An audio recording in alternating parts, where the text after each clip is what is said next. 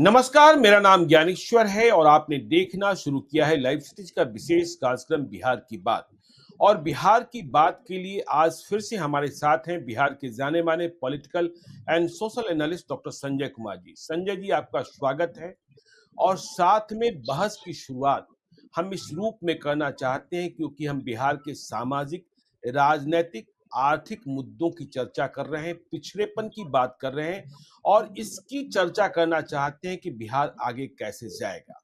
तो देखिए, जब हम बिहार की स्थिति देखते हैं तो बिहार के बारे में यह बात कही जाती है कि बिहार मजदूरों का प्रदेश बन गया है। देश भर के लिए मजदूर बिहार उपलब्ध कराता है। भले ही हम यह कह दें कि हम यदि दिल्ली छोड़ दें, पंजाब छोड़ दें, तो दिल्ली बैठ जाएगा, पंजाब बैठ जाएगा, लेकिन हमारी स्थिति क्या है? हम मजदूर हैं। और देखिए, यह बिहार की शिकवा है, शिकायत है कि जो यहाँ से चला जाता है वो वापस लौट कर नहीं आता है।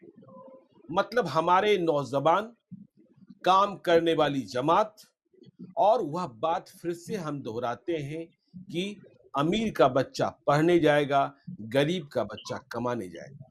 2 दिनों पहले चर्चा में आपने अंत में यह बात कही भी थी। हम तो पिछले 10 वर्षों से कह रहे हैं कि बिहार बूढ़ों का प्रदेश बनता जा रहा है। तो केवल मेधा ही नहीं जा रही है, हमारा श्रम भी जा रहा है। और क्या स्थिति परिस्थिति पैदा हो गई कि हम अपने यहाँ, अपने घर में नहीं रह पा रहे हैं। कहाँ व्यवस्था में कमजोरी आई कि हमें 9,000 10,000 रुपए कमाने के लिए भी पंजाब, कश्मीर, गुजरात और आंध्रा और तमिलनाडु जाना पड़ रहा है।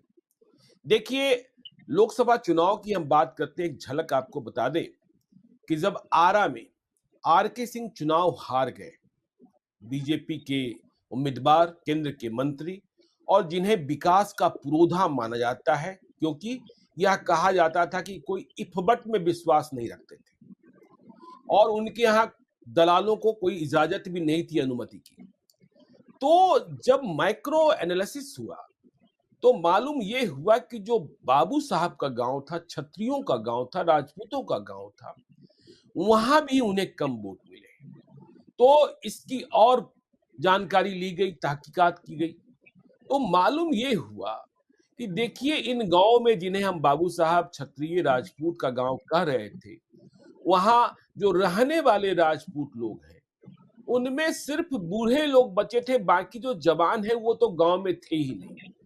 और 2014 वाली स्थिति रही नहीं कि लोग नरेंद्र मोदी को वोट देने के लिए दूसरे प्रदेशों से घर वापस आ रहे थे। तो बिहार से जो चला गया वो बिहार लौट नहीं रहा है और इसकी फिक्र किसी को नहीं है कि वो लौटेगा कैसे, और यदि नहीं लौटेगा तो बिहार की स्थिति क्या हो जाएगी, बिहार की परिस्थिति क्या हो जाएगी। बूढ़े माँ बाप की सेवा करने वाला कोई नहीं बचेगा और न बिहार में मेधा बचेगी और न बिहार में, देखिए, मैं लगातार कंस्ट्रक्शन कंपनियों के लोगों से भी मिलता ही रहता हूं, वो कहते हैं कि बिहार में काम करने के लिए बिहारी मजदूर नहीं मिलते, वे दूसरे प्रदेशों में जाकर काम करना चाहते हैं लेकिन बिहार में काम नहीं करना चाहते हैं। तो ऐसी स्थिति परिस्थिति क्यों पैदा हुई कि हम चले जाएंगे, वापस नहीं आएंगे। जो 9,000 10,000 रुपए कमाने जा रहा है वह अपने साथ बीवी बच्चों को नहीं ले जा सकता है। उस बीवी बच्चे तो गांव में ही रहते हैं, बूढ़े माँ बाप के सहारे रहते हैं, और फिर पति की नामौजूदगी में उनकी परवरिश कैसे होती है, देखभाल कैसे होता है, यह हम और आप समझते हैं। आप सामाजिक विश्लेषक भी हैं, राजनीतिक विश्लेषक भी हैं और आर्थिक विश्लेषक भी हैं। तो जो चला गया वह लौटेगा नहीं, फिर बिहार का भविष्य क्या है? संजय जी, बात यहीं से शुरू करते हैं आज। आपने दो बातें कही, जी श्रम का पलायन और मेधा का पलायन। जी श्रम के पलायन से हम लोग बात पहले शुरू करते हैं। आज जी भी बिहार में 77% लोग, 77%, उनकी निर्भरता कृषि पर है और उनका जीडीपी में योगदान 19% मात्र है। जी बिहार में खाने वाली खेती भी अब नहीं रही, कमाने वाली खेती तो छोड़ दो। आपने देखा है कि यहाँ पर मेडिसिनल फार्मिंग हो रहा है, यहाँ पर मसालों की खेती हो रही है, यहाँ पर फलों की खेती हो रही है। यही ट्रेडिशनल क्रॉप्स जो धान, गेहूं, मक्का का जो उत्पादन होता है, क्या इससे खेत के जोत छोटे होते गए, टुकड़े बिल्कुल। बढ़ते गए, परिवार कमजोर होते गए? आबादी जरूर बढ़ी बिहार की, लेकिन ज्योग्राफिकल एरिया तो नहीं बढ़ा, हम्म। फर्टाइल लैंड रहा नहीं। उत्तर बिहार बाढ़ में जो नदियां आती हैं और एक बार उनके खेतों में बालू और गाद बिछा के चली जाती है, और दक्षिण बिहार के किसान आज भी आकाश की तरफ देखते रहते हैं।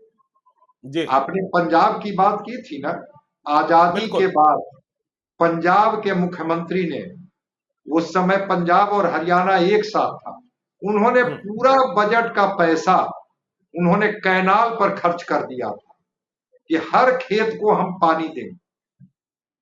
क्या बिहार के लोग अंग्रेजों के समय से वो जो सोन कैनाल है, क्या इसकी गारंटी है कि किसान के दरवाजे पर कोई कार खड़ी होगी, या किसान के दरवाजे पर इतनी आर्थिक समृद्धि है कि वह अपने बच्चे को बाहर भेज के पढ़ा सकता है? वह तो जीवन की आपाधापी में ही व्यस्त रहता है। तो अगर आर्थिक स्थिति उसकी कमजोर हो नहीं गई, संजय एक जी देखिए, खेत में। आपने संजय जी आपने जीडीपी का इस्तेमाल किया। देखिए, ये एक आर्थिक कूटनीतिक भाषा है, आर्थिक भाषा है। और देखिए, इस पर ही बिहार में बहस चल रही होती है कि बिहार के नेताओं को कितनी समझ है जीडीपी की। प्रशांत किशोर जो नए नए आए हैं, वह बिहार की सत्ता के रेस में शामिल जो नेता हैं, उनसे कहते हैं कि आकर जीडीपी पर ही बहस करो। तो हम अपने दर्शकों के लिए चाहते हैं कि आपने 77% और 19% जो जीडीपी, इसका महत्व क्या है, यह लोगों को समझा दीजिए। तो जो मजदूर किस्म के लोग हैं, हम मेधावान की बात नहीं कर रहे हैं, वह ज्यादा बेहतर समझ पाएंगे, क्योंकि हमें दर्शकों को ठीक से समझाना है। हाँ, हम ये बता रहे हैं कि अगर जी। 100 लोग बिहार में हैं, हम्म। तो 77 लोग के जीविका का साधन खेती है। जी। 77 लोग। हम्म। इसको हम लोग अर्थशास्त्र की भाषा में कहते हैं डिसगाइज अनएम्प्लॉयमेंट, छुपी हुई हम्म। बेरोजगारी। मतलब खेत बिल्कुल। का एक छोटा टुकड़ा है, उसमें पिता हम्म। भी है, भाई भी है, बेटा भी है, सब उसी खेत में लगा हुआ है। सबके हम्म। पास ऑप्शन नहीं है, पिता खेत में काम कर रहा है तो बेटा कोई और काम कर रहा है, भाई कोई और काम कर रहा है, उसको कहते हैं छुपी हुई बेरोजगारी। तो ये जी। 77%। हम हम्म। जीडीपी की बात कर रहे हैं, इसका फुल फॉर्म है ग्रॉस डोमेस्टिक प्रोडक्ट, कि जी। टोटल उस खेत से आमदनी क्या हो रही है भाई। तो हम्म। अगर हम आमदनी की बात करेंगे तो 100 रुपया में 19 रुपया उससे हमको टोटल निकल के आ रहा है। अब सोचिए। सोचिए, हमारा श्रम, हमारी आबादी उस पर निर्भर है 77%, जी। 19% का हम उत्पादन उससे कर पा रहे हैं। क्या हम्म। हमारी जरूरतें उससे पूरी होगी? कभी नहीं पूरी होगी। रह गई बात कि कमाने वाली खेती आप बनाएंगे नहीं, तो हम्म। कमाने वाली खेती अगर आप नहीं बनाएंगे, तो आप ट्रेडिशनल, कभी बिहार के किसानों को 4-4 कृषि रोड मैप यहां आए, बिल्कुल। यहाँ के किसानों ने अन्न का इतना उत्पादन किया कि 3-3, 4-4 बार कृषि कर्मण पुरस्कार इस राज्य को मिला। हम्म।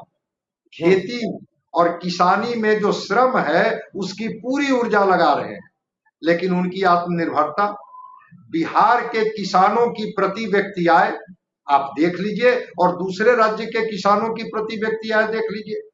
किसानी छोड़ करके हम और आप बात कर चुके हैं ना कि वह बिल्कुल। शहरों में अपार्टमेंट का गार्ड बनना वो लड़का पसंद करता है, चाहे जिस जाति का हो।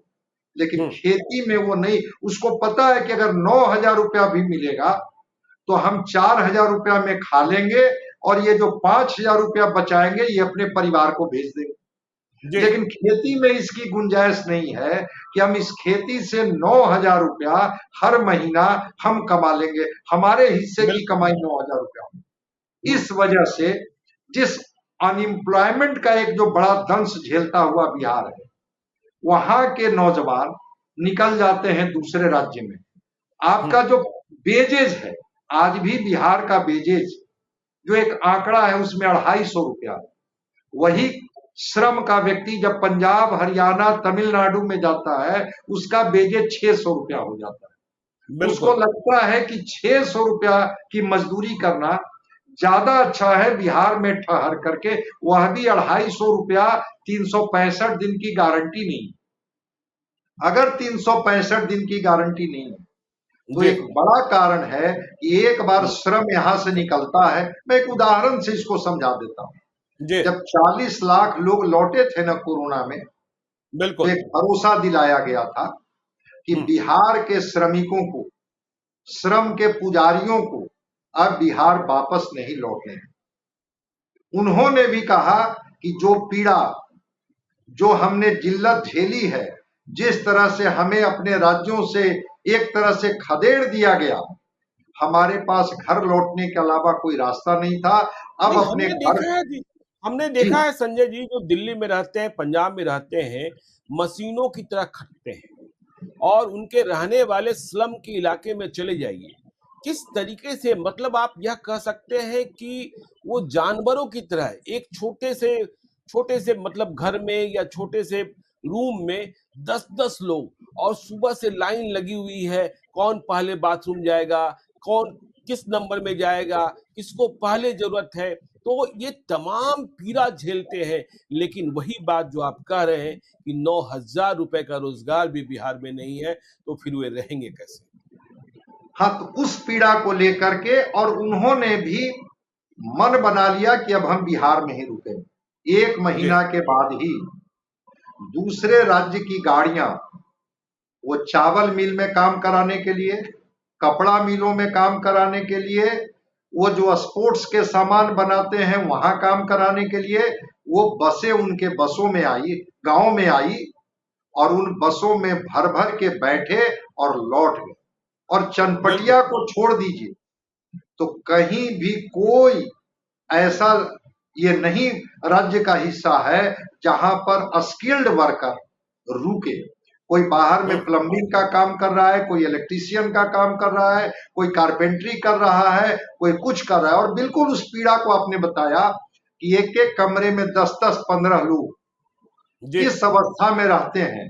पंजाब, हरियाणा, तमिलनाडु से जब वो लौटते हैं तो 2-4 बीमारियां अपने साथ लेकर के लौटते हैं, जिसमें टीबी के मैक्सिमम वो पेशेंट होते हैं। बिल्कुल। लेकिन उसके बाद भी उनकी मजबूरी है।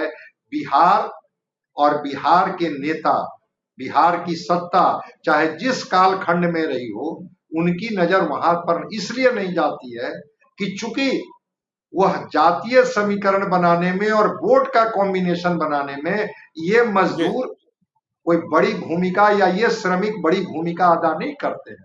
जिस दिन हम्म। अदा करने लगेंगे, मैंने कल भी आपसे कहा था और आज भी मैं कह रहा हूं, सॉफ्टवेयर टेक्नोलॉजी पार्क कहां है बिहार में, बता दीजिए। जी। ये बिहार के लड़के पूना और बंगलोर, अगर आज के बच्चों की प्रायोरिटी है तो वो टेक्निकल एजुकेशन में जाना चाहता है, बिल्कुल। वो वोकेशनल कोर्स को ऑप्ट करता है, वो हम्म। ट्रेडिशनल छोड़ करके बीए एमए करने की बजाय engineering, medical, management, chartered accountant ये करता है।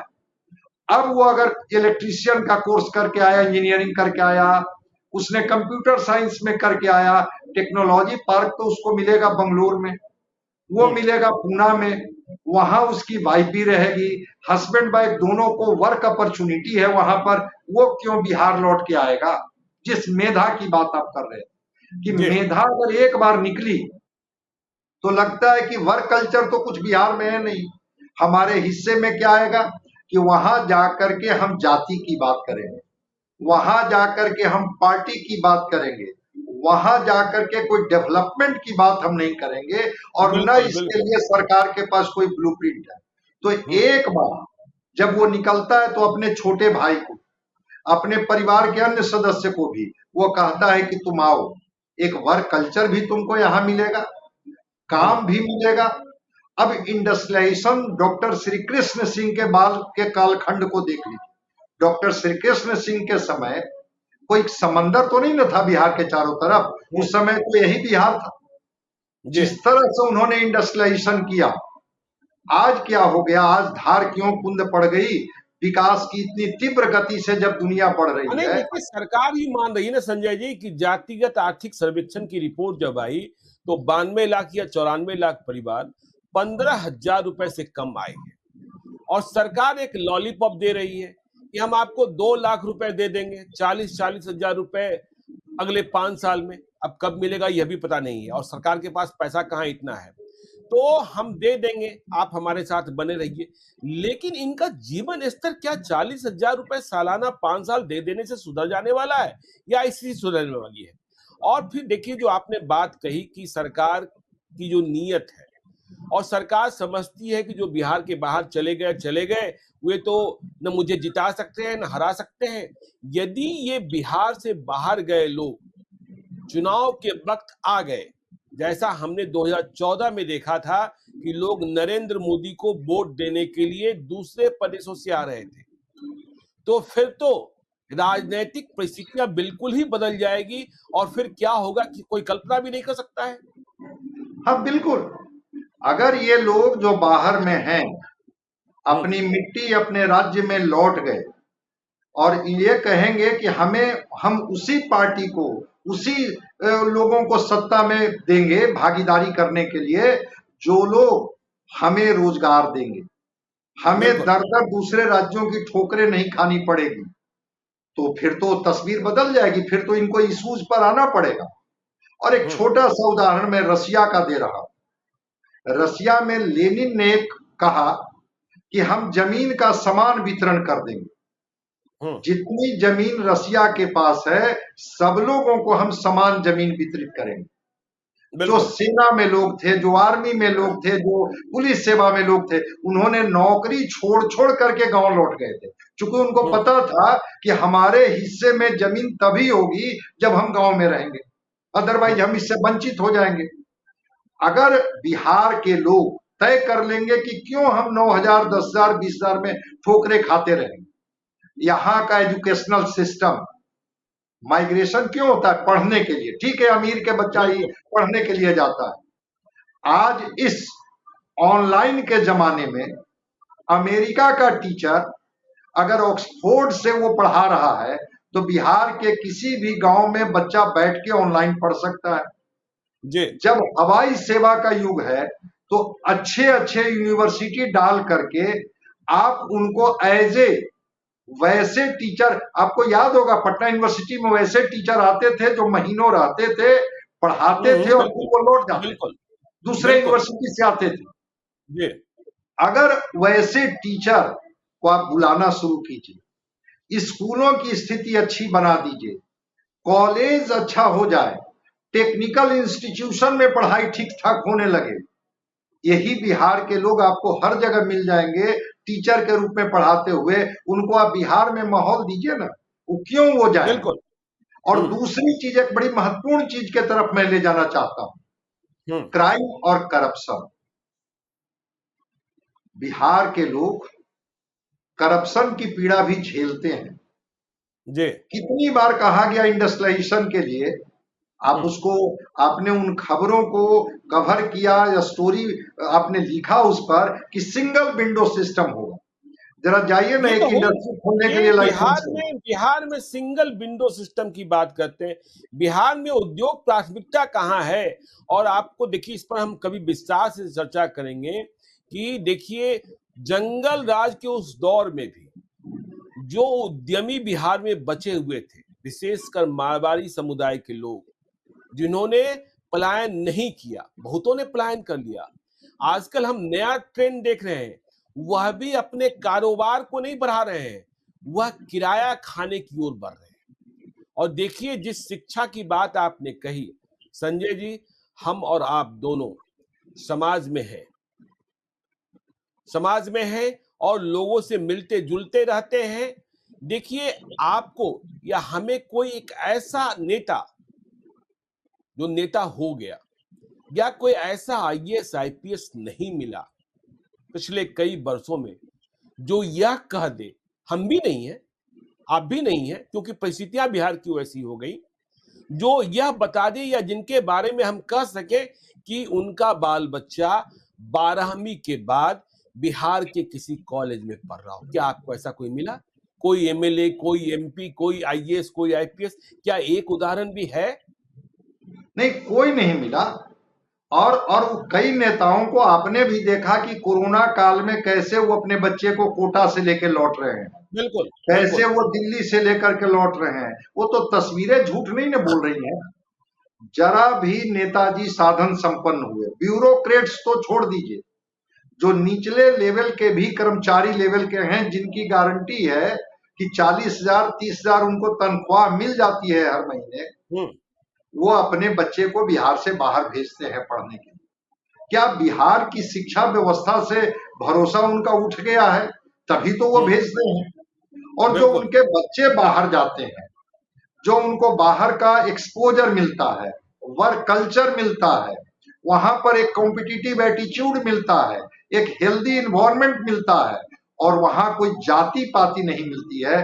मैं आपकी उस बात से बड़ा प्रभावित हुआ जब आपने कहा कि दिल्ली में जब मैं पूछा उन पत्रकारिता कर रहे छात्रों से, तो उसने कहा कि जाति की बात काम केवल और बिहार कमाई। तक होती है, यहाँ यहाँ काम बात और होती, कमाई। यहाँ काम की बात होती है, कमाई की बात होती है। काम क्या करते हो, तुम्हारी कमाई क्या हो। क्या वैसा बिहार हम लोग नहीं बना सकते हैं? ये बिहार जो उससे वंचित होते जा रहा है, और चाहे वो पढ़ने के लिए चाहे कमाने के लिए, मेधा भी निकल जा रही है और बिल्कुल। श्रम भी निकल जा रहा है, और हमारा गांव, हमारा शहर बूढ़ों का बनते जा रहा है। 11% अर्बेनाइजेशन जिस राज्य का हो, आजादी के इतने दिनों के बाद भी, कल्पना कीजिए। तो सोशल साइंस में एक दिन मैंने देखा कि एक टीचर बच्चे को पढ़ा रहे हैं, केरला मॉडल ऑफ डेवलपमेंट जानते हो? बच्चा ने कहा कि केरला मॉडल ऑफ डेवलपमेंट क्या होता है सर, मुझे तो नहीं पता। कि अच्छा, ये स्थिति है कि बिहार के बच्चे को केरला मॉडल ऑफ डेवलपमेंट नहीं पता है, जहां पर आज 90% के करीब वो पहुंचने जा रहा है अर्बेनाइजेशन। आप बताइए ना, अर्बेनाइजेशन की क्या स्थिति संजय है? जी, वो वीडियो तो देखिए लगातार ही वायरल होता है ना। लाइव फिटिज का ही है कि पटना के एक बड़े सरकारी स्कूल के बच्चे से जब हमारे रिपोर्टर वसीम ने पूछा सब्जेक्ट का नाम जानते हो, तो उसने कहा बैगन। और जिस दिल्ली की बात आप कर रहे हैं, जो हमने बात की थी काम और कमाई की, मैं कभी विस्तार से लिखूंगा कि हम उनमें से कई लड़के मुझे ऐसे मिले जो नौकरी के प्रति इच्छुक नहीं थे, वो स्वयं कुछ करना चाहते थे और वे अपने को रिस्क जोन में बढ़ाना चाहते थे। नहीं, प्रयोग करेंगे। और जो देखिए प्रयोग नहीं करेगा, वह कहां से जानेगा कि सफलता क्या है, विफलता क्या है। मैंने कहा देखो, पढ़ाई के अलावा क्या करते हो? किसी ने कहा कि देखिए मैं ये थिएटर कर रहा हूं, किसी ने कहा मैं इस डिबेट सोसाइटी में हूं, किसी ने कहा मैं किसी फिजिक्स सोसाइटी में हूं, कोई क्रिकेट के क्लब में शामिल है। तो देखिए बिहार में ये सब चीजें आप सोच ही नहीं सकते हैं कि ये भी हो रहा है। अब देखिए, आप तो उस दौर में आए हैं कि जब स्कूलों में म्यूजिक और होम साइंस की पढ़ाई होती थी। लेकिन अब कल्पना कर सकते हैं क्या, जो भी आप कह रहे हैं कि केरला मॉडल नहीं पता है, तो कहाँ म्यूजिक और होम साइंस की पढ़ाई की बात कर रहे हैं? अब तो नहीं, बस यही म्यूजिक बात है जी कि बिहार छोड़ म्यूजिक देना है। म्यूजिक म्यूजिक तो गायब ही हो गया, सिलेबस से ही जी, म्यूजिक को हटा दिया गया। होम बिल्कुल। साइंस की बात अब नहीं होती है। गेम का पीरियड होता था जिसमें बच्चे को कबड्डी से लेकर के फुटबॉल से लेकर के, कोई ऐसा दिन नहीं होता था जिस दिन हम लोग फुटबॉल के मैदान में नहीं होते थे और कबड्डी की प्रतियोगिता नहीं होती थी। गेम टीचर होते थे। म्यूजिक के लिए प्रार्थना से लेकर के अलग क्लास होता था। नाटक, आपको याद होगा सरस्वती पूजा में हर बच्चे को एक पात्र का रोल करना होता था, और बिल्कुल। वो एनसीसी पात्र एनसीसी करता हुआ था, करता वो था। अभिनय करता था। एनसीसी हुआ करता था। एनसीसी हुआ करता था। आज आपको लगता है कि थिएटर के लिए बिहार में कोई वर्कशॉप है जहां पर आप प्रेमचंद रंगशाला बना, लेकिन कितना दिन वहां वर्कशॉप चलता है? ये जो कालिदास रंगालय है, कितना दिन वहां थिएटर का वर्कशॉप चलता है? तो ये चीजें धीरे धीरे जो प्रतिभा तराश रहे हैं। मैंने पिछली बार भी कहा था कि दिल्ली में माँ बाप ऑलराउंड डेवलपमेंट की बात करते हैं, हमारा बिल्कुल। बच्चा फुटबॉल भी खेले, हमारा बच्चा म्यूजिक भी सीखे, हमारा बच्चा म्यूजिकल इंस्ट्रूमेंट बजाना भी सीखे, हमारा बच्चा डिबेट में भी पार्टिसिपेट करे, हमारा बच्चा जो है इनोवेटिव तरीके से कुछ काम भी करे, प्रैक्टिकल भी करे, कोई चीज रोज प्रोजेक्ट बना करके भी ले जाए। बिहार तो ठहर गया है ना, खिचड़ी और डिग्री से बिहार जब आगे निकले तब तो हम्म। कॉलेजेस में एडमिशन लेना, फॉर्म फिलअप करना और फिर परीक्षा कैसे होती है उसकी कई बार तस्वीरें शामिल हो गई। नहीं, नहीं, देखिए हम तो देखिए किसी दिन चर्चा करेंगे कि जो स्टूडेंट क्रेडिट कार्ड है इसका भी सोशल ऑडिट होना चाहिए। जो आप एक दिन बड़ी गंभीर बात कर रहे थे, जो हम लोग चर्चा में लाए भी, कि पिछले 30 वर्ष से हम शिक्षक ही नहीं बना पा रहे हैं। हाँ? और आपने वह पीड़ा व्यक्त की कि देखिए बीएड कॉलेज भले खुल गए, लेकिन बीएड कॉलेज में ना कोई पढ़ना चाह रहा है, ना कोई पढ़ाना चाह रहा है, न बीएड में न डीएलएड में, जो भी शिक्षक बनने की पात्रता है। तो जब आप पढ़ेंगे ही नहीं, सिर्फ परीक्षा पास कर लेंगे, डिग्री हासिल कर लेंगे और शिक्षक बनने के पात्र हो जाएंगे, तो फिर क्या होना है? और देखिए जिस तरीके से स्टूडेंट क्रेडिट कार्ड, मतलब ये गारंटी हो गई है, हम कई ट्रेंड दिखाई पड़ रहे हैं कि भाई इसमें तो 4 लाख रुपए सरकार ही दे देगी। तो ये भी एक व्यवसायीकरण हुआ है और इसका भी फायदा। तो इस पर भी कभी कभी सोशल ऑडिट की बात की जानी चाहिए कि भाई जब देखिए बीएड कॉलेज में पढ़ाई नहीं हो रही है, बीएड कॉलेज से केवल डिग्री बट रही है, तो फिर शिक्षक मिलेंगे कहाँ से? मैं आपको एक उदाहरण बता रहा हूं, कभी कभी जब जी। शिक्षकों के बीच में मैं बैठता हूं, वो हम्म। शिक्षक ट्रेनिंग कॉलेज, हम्म। शिक्षक बनाने की आपने कोई जो जनरल कोई टेक्निकल कोर्स आपने किया, ग्रेजुएशन किया, पोस्ट ग्रेजुएशन किया, वो तो एक सिलेबस मिला और उस हम्म। सिलेबस के तहत आपने उस परीक्षा को क्वालिफाई की, पास किया, एक डिग्री आपको मिल गई। लेकिन जब आपने तय किया कि मुझे शिक्षक बननी है, तो शिक्षक बनने के लिए आपने एक ट्रेनिंग कॉलेज ऑप्ट किया। क्या आपको शिक्षक बनने की ट्रेनिंग दी गई? नहीं दी गई। बिल्कुल। वहां हम्म। एडमिशन हुआ, एक राशि जो आपको पता है कि वहां दे देनी है, आपको बाद में परीक्षा के बाद एक डिग्री मिल गई, तो आपने तो शिक्षक बनने की डिग्री ही नहीं ली। मैं तो कभी हम्म। शिक्षकों के बीच में बैठता हूं तो मैं कहता हूं कि सबसे अच्छा शिक्षक मेरी नजर में वो गांधी मैदान में जो मंजन बेचता है वो है, क्योंकि उसके पास कोई स्पेशल क्लासरूम है नहीं। कोई आदमी कपड़ा खरीदने जा रहा है, कोई सिनेमा देखने जा रहा है, कोई पीएमसीएच में जा रहा है इलाज कराने, कोई युवा खेलने जा रहा है, वो अपनी बात शुरू करता है और धीरे धीरे लोग उसके पास जाकर के खड़े हो जाते हैं, उसकी बात को सुनने लगते हैं और वो फिर अपना मूल चीज पर आता है कि इस मंजन का प्रयोग करेंगे तो कैसे आपके दांत मजबूत होंगे, बिल्कुल। कैसे बिल्कुल। आपके दांत जो हैं वो चमकते रहेंगे, और अंत में वह प्रोडक्ट बेच देता है, आप ही उसके कस्टमर भी बन जाते हैं। कोई ऑर्गेनाइज्ड क्लासरूम नहीं, कोई हम्म। उसको ट्रेनिंग नहीं, लेकिन उसको पता है कि यह मंजन कैसे बेचनी है। शिक्षक को एक क्लासरूम का सिचुएशन मिला, एक प्रीमिसेज है स्कूल का, कॉलेज का, यूनिवर्सिटी का। बच्चे को पता है कि ये मेरे टीचर हैं, टीचर को पता है कि ये मेरा ये स्टूडेंट है, इसका मेंटल लेवल ये है। फिर भी आप उसके साइकोलॉजी को ना रेस्ट कर पाते हैं, न उसको समझा पाते हैं, न उसको आउटपुट आप उससे ले पाते हैं, तो केवल उसके बदले में देते क्या है? डिग्री। क्या ये बिल्कुल। डिग्री के भरोसे बिहार आगे बढ़ जाएगा या क्वालिटी के भरोसे बढ़ेगा? तो क्वालिटी तो ठहर गया है, इस कटु सत्य को बोलने में मुझे कोई आपत्ति नहीं। नहीं, स्कूल नहीं, के आप तो भवन देखिए, बने। आपने तो मंजन वाली की बात की। देखिए संजय जी, आप दिल्ली में कहीं चलिए, मुखर्जी नगर चलिए, करोल बाग चलिए, राजेंद्र नगर चलिए, जिधर यूपीएससी वाली तैयारी होती है, फोटो स्टेट की दुकान में फोटो स्टेट जो करता है लड़का, उसे सब कुछ पता होता है। और यदि उससे आपने दोस्ती कर ली, वहां तो भीड़ ही लगी होती है, तो वह गाइड बन जाता है, बताता है देखो ये ट्रेंड चल रहा है, ये ट्रेंड पुराना हो गया, ये शिक्षक जो है ना, इनका जो ये चैप्टर है वो ज्यादा पॉपुलर हो रहा है, इसे पढ़ लेना। और हमारे यहाँ शिक्षक, देखिए मैं पत्रकारिता के पेशे में भी कहता हूं कि आजकल नए लड़के पढ़ते नहीं है, और शिक्षक तो पढ़ते ही नहीं, शिक्षकों ने भी पढ़ना बंद कर दिया। मैं अपने पिताजी को देखता था, अर्थशास्त्र पढ़ाते थे और नागरिक शास्त्र पढ़ाते थे। जब वो सुबह उठते थे तो सुबह 6-5 में आकाशवाणी पर राष्ट्रीय समाचार आया करता था। उसके बाद समाचार पत्रों की विवेचना, उसके बाद 8:30 में प्रादेशिक समाचार, इसके बाद स्कूल जाने की तैयारी होती थी कि समय से स्कूल पहुंचना है। लेकिन दुनिया से अपडेट नहीं रहेंगे। और फिर वही बात, तो बिहार के शिक्षक भी, अभी देखिए आप कह रहे थे स्पोर्ट्स की बात कर रहे थे स्कूलों में, भाई आपने स्पोर्ट्स इंस्ट्रक्टर रखे हैं या क्या रखे हैं, शारीरिक शिक्षक रखे हैं। यदि आपने रखा तो 8,000 रुपए में क्यों रखा? इसका मतलब आप भी टालने वाला काम कर रहे हैं। यदि आपको रखना था तो ठीक से रखते, और ठीक से रख रहे थे तो दायित्व तय करते कि क्या होगा क्या नहीं होगा। और 8,000 रुपए में तो कुछ भी नहीं होता है। न्यूनतम वेतन भी जो आप कह रहे हैं 250 रुपए की बात कर रहे हैं।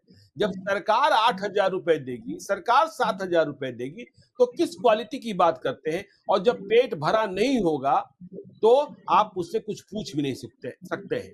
लेकिन बिहार की पीड़ा यह है कि जिन्हें पेट भरने से भी अधिक बिहार सरकार दे रही है, वह भी छात्रों का, बच्चों का पेट नहीं भर रहे हैं, वह डकार जा रहे हैं। बिहार की शिक्षा व्यवस्था खत्म हो चुकी है। संजय जी। नहीं, बिल्कुल सच्चाई है। आपने देखा इसी बिहार में शिक्षा मित्रों को 1,500 रुपया में बहाली हुई है, मतलब 50 रुपया रोज। 50 रुपया रोज में आप कैसा शिक्षक बनाएंगे?